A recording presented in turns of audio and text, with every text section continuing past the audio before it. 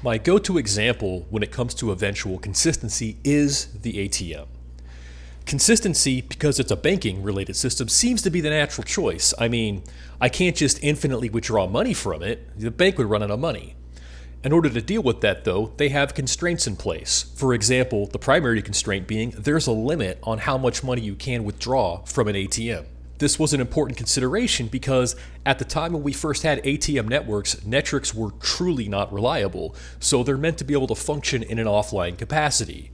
At the end of the day, if you do overdraw your amount, consider that the bank's going to eventually come after you for that money.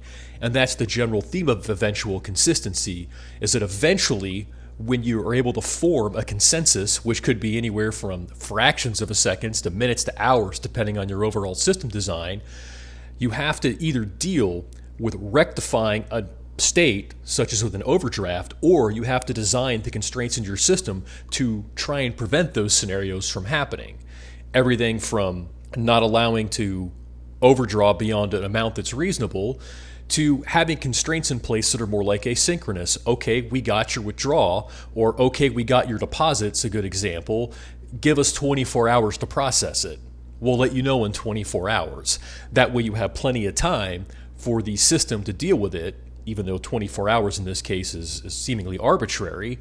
It allows the user to have an instantaneous interaction. It's always on. I'm able to always submit my checks. I'm always able to submit a payment, but it takes some amount of time in order for it to process.